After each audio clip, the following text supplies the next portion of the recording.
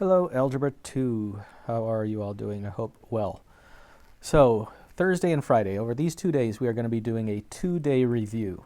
I have split a long review into 2 shorter halves. So today there are 14 problems. Tomorrow I think there's 10. That means when I do notes on the evens, you'll have 7 to do tonight for homework. Tomorrow you'll have 5, if I'm remembering right. I may be off by 1. Tomorrow might be 5 or 6, I'm not sure. But it's split into smaller chunks.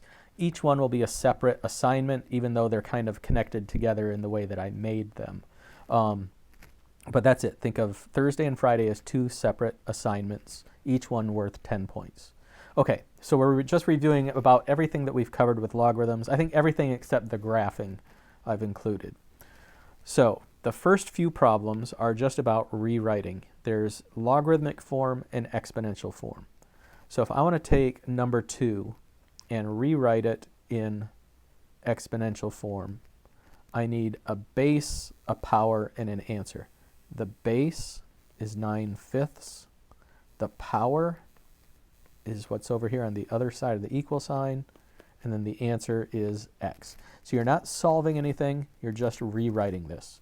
And again, this is review, so everything I'm about to do, I have already taught to you. You might be able to just stop the video now and do the assignment. If you've picked up on everything okay, feel free to do that. I'm not, obviously don't care if you skip a video, I'm not even going to know about it. So anyway, number 2 then, it was given as a logarithm, we rewrite it as an exponential. Number 4 is given as an exponential, and we need to rewrite it in logarithmic form. So start with the abbreviation log. A log needs a base. 8 is the base. A logarithm needs an argument. That's this side of the equation. So y goes here, and then the power goes on the other side of the equation. Again, nothing to solve. We've just rewritten, changed its form. And again, we've covered this. But just in case, let me go down and check 2 and 4. So 2 is right there, 4 is right there. Looks pretty good. 5 and 6, evaluate each expression. Now you can just type this into your calculator if you want to, but I want to make you think about it at least a little bit before you go reaching for the calculator. Log base 7 of 49 is asking you a question. How many 7s do you have to multiply together to get 49? If you know your times tables, you should be able to do this without a calculator. 7 squared is 49, so the answer to this is 2. If you take Desmos, use the log A button and type this in, it will give you 2 for an answer. I'm not saying you have to be able to do logarithms in your head, but some of the more basic ones with the smaller numbers should be fairly doable. So I want you to think about it that way at least. And I'll just double check number 6. Right there.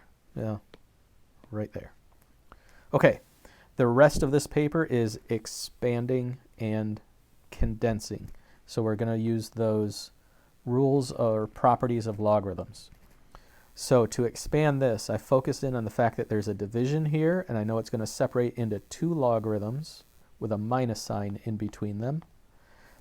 A to the 6th goes with the first logarithm. B to the 2nd goes with the second logarithm.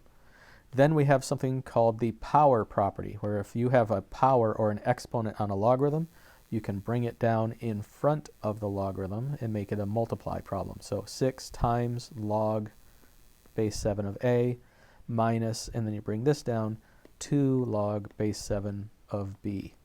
And we consider that to be expanded.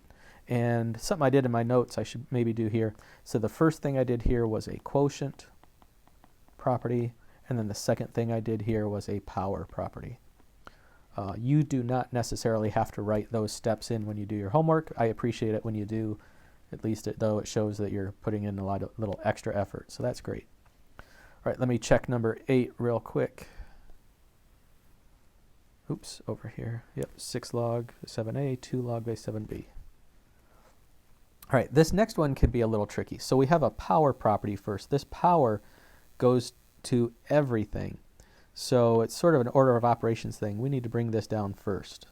So we're going to do the power property and make this 2 log a squared times b. So that was a power property. Then the fact that we have a multiply here means I can do the product property. So I can split this into 2 logs, 2 log a squared plus 2 log b. So that time sign sort of turns into a plus sign, and the 1 logarithm splits into 2 logarithms. But then, oh wait, let me write this down. So what I just did was the product property. But then you see this 1 logarithm has its own power, so I can bring that down as well.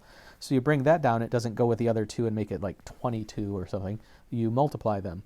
So 2 times 2 is 4 log a plus 2 log b.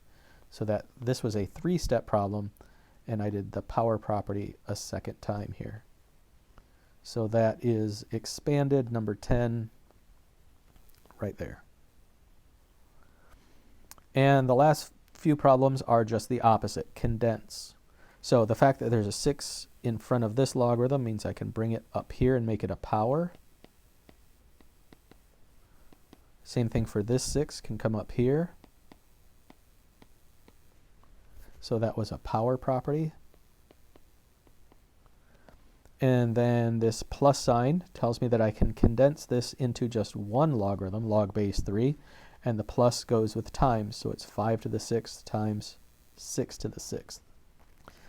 Alternatively, since they're both to the 6th power, you could write your answer like this, but I'm going to check the answer key. I bet it's that way. Let me see. Yep, they just leave it that way. So forget I ever said anything about that. Number 14.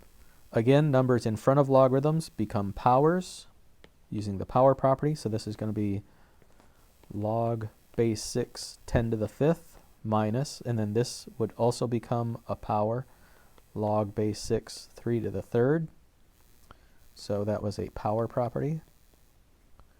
And then the minus sign tells me that I can condense this into a division. So combine it into 1 logarithm, 10 to the 5th on top, 3 to the 3rd on bottom. And I believe that's it. Right there. Now you see this answer key has other answers. That's what we'll be going over tomorrow. But for now, we are done. You are only expected to do 1 through 13 today, so 7 homework problems. The first 2, you don't actually work anything out. So this assignment is worth a total of 10 points, so make sure that you write your grade on it.